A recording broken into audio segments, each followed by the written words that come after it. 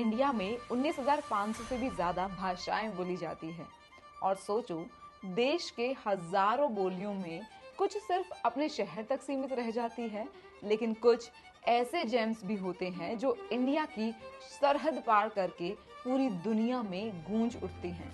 हिंदी और तमिल बिल्कुल इसी लीग में आती है। इनका इम्पैक्ट इतना डीप है कि बस एक सिंपल सा सवाल पूरी डिबेट स्टार्ट कर देता है।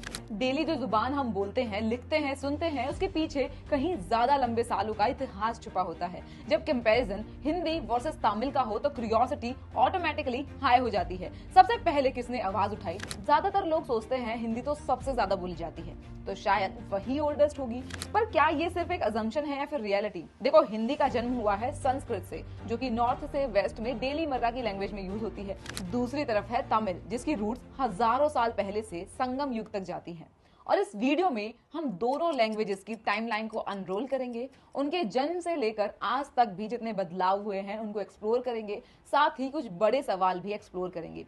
क्या संस्कृत का सीधा लिंक हिंदी को तमिल से पुरानी लैंग्वेज बनाता है, या तमिल का अनइंटरप्टेड लिटरेचर हिंदी से भी ज्यादा पुराना हेरिटेज दिखाता है? और सबसे इंपॉर्टेंट, जो हम अब तक मानते आए हैं, क्या वही सच है? पहले हम इन दोनों लैंग्वेजेस की हिस्ट्री को अच्छे से जानेंगे with some proofs and facts, और बाद में हम देखेंगे कि कौन सी लैंग्वेज ज्यादा पुरानी है। सी, इंडिया के 2011 के सेंसस के अकॉर्डिंग अराउंड 43.6% लोग हिंदी को अपनी प्राइमरी लैंग्वेज के रूप में बोलते हैं, जो इसे आज देश की सबसे ज्यादा बोली जाने वाली लैंग्वेज भी बनाता है। अब ये तो हुई अब की बात। अब चलिए हिंदी को उसके शुरुआती रूप से समझने की कोशिश करते हैं।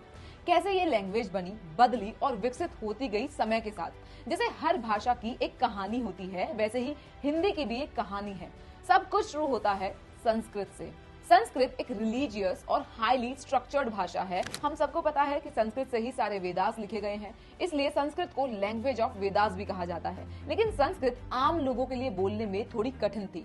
हालांकि यूज होता था, और जब एक भाषा को हम रोज यूज करते हैं तो लोग नेचुरली उसे अपनी सिंपल भाषा में मोल्ड करने लग जाते हैं और वर्ड्स को छोटा कर लेते हैं। ग्रामर लूज हो जाती है और एक नई बोली का जन्म लेती है। जैसे आजकल ब्रदर को ब्रो बना दिया है, ऐसे ही चेंजेस पहले से भी होते आ रहे हैं, और ऐसे ही कई शब्दों ने अपने रूप बदले हैं और शब्द समय के साथ साथ छोटे होते चले गए, जिसे बोलने में आसानी हो। और ये चेंजेस एक दिन में नहीं हुआ, ये सालों और सदियों में हुआ है। इसी प्रोसेस और चेंजेस में संस्कृत से निकली प्राकृत, एक ऐसी भाषा जो ज्यादा नेचुरल थी, ज्यादा लोगों के काम की थी। प्राकृत भाषा की एक एक डायलेक्ट थी, शौराशैनी प्राकृत, जो नॉर्थ इंडिया में काफी पॉपुलर हुई, और समय के साथ जब लोगों ने इसे और सिंपल बनाया तो उसका रूप बना शौराशैनी अपार भ्रामशा, जिसका टाइम माना जाता है 7th सेंचुरी सीई। अपार भ्रामशा का मतलब ही होता है बदला हुआ फॉर्म, मतलब बोली गई जबान जिसे लोग आसानी से समझे। और इसी से जन्म हुआ हिंदी के पहले रूप का, जिसको ओल्ड हिंदी या फिर हिंदुस्तानी भाषा भी कहते हैं। अब संस्कृत से जो ये हिंदी का पहला रूप निकला था, इसमें काफी सारे वर्ड सिमिलर थे,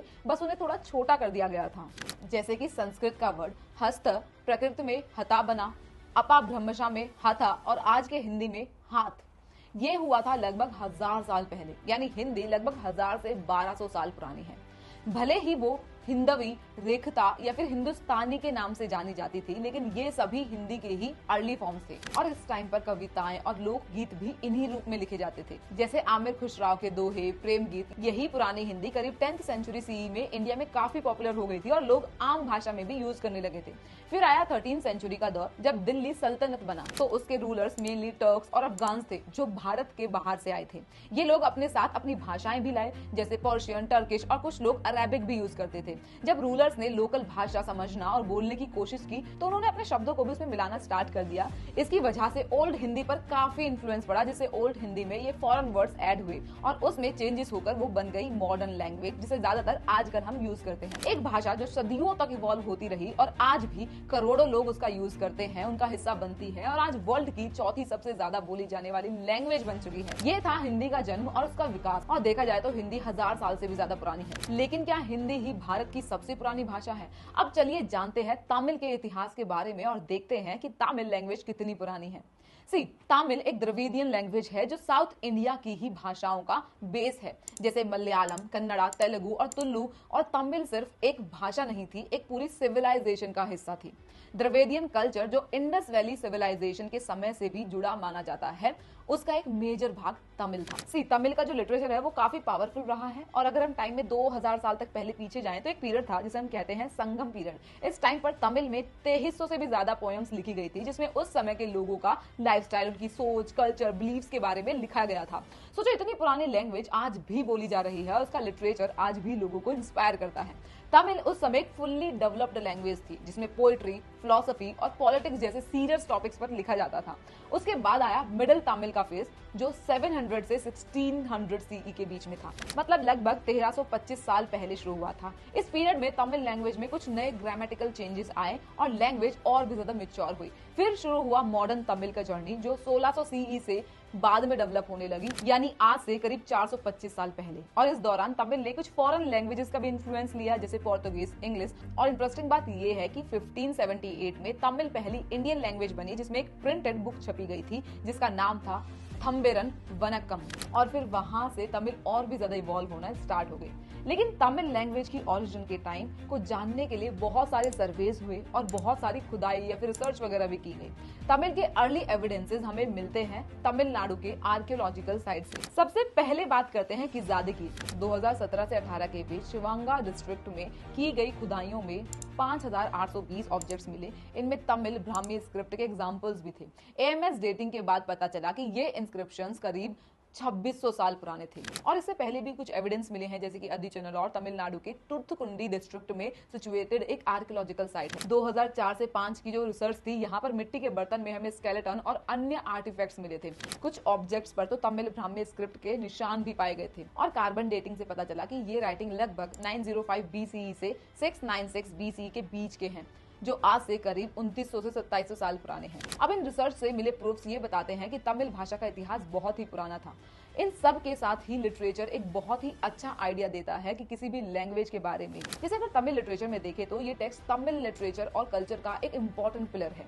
आज भी तमिल सिर्फ तमिलनाडु तक सीमित नहीं है, बल्कि श्रीलंका, मलेशिया, सिंगापुर जैसे देशों में भी बोली जाती है। देखो, इसके रिटर्न एविडेंसेस भले ही 2000 साल पुराने हो, लेकिन जरूरी थोड़ी है कि लैंग्वेज भी 2000 साल पुरानी हो, क्योंकि लैंग्वेज को पहले से ही बोला जाता है, उसके बाद में वो धीरे धीरे डेवलप होती है और तब लिखी जाती है। क्योंकि किसी भी भाषा का रिटर्न रिकॉर्ड होना ये बताता है कि लैंग्वेज तब तक ऑलरेडी इवॉल्व हो चुकी थी, लोग उसे समझने लगे थे और लिखने लगे थे। तमिल का ये पूरा सफर दिखाता है कि एक एंशिएंट नहीं बल्कि एक कंटिन्यूअसली इवॉल्विंग और लिविंग लैंग्वेज है, जिसका पास्ट ग्लोरियस रहा है और फ्यूचर इक्वली स्ट्रॉन्ग दिख रहा है। इसलिए ही तमिल आज तक की one of the longest survival classical language है, जिसका यूज आज भी काफी लोग कर रहे हैं। और जब भी एंशिएंट कल्चर लैंग्वेज का जिक्र होता है तो तमिल जरूर आती है।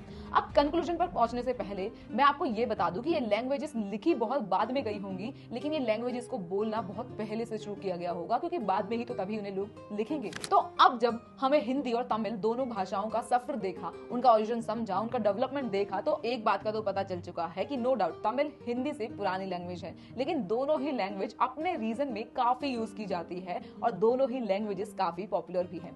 दोनों भाषाएं इंडिया की कल्चर डाइवर्सिटी को रिप्रेजेंट करती है। तमिल ने हमें थिरुवल्लुवर जैसे फिलोसोफर दिए हैं, तो हिंदी ने कबीर और तुलसीदास जैसे पोएट्स।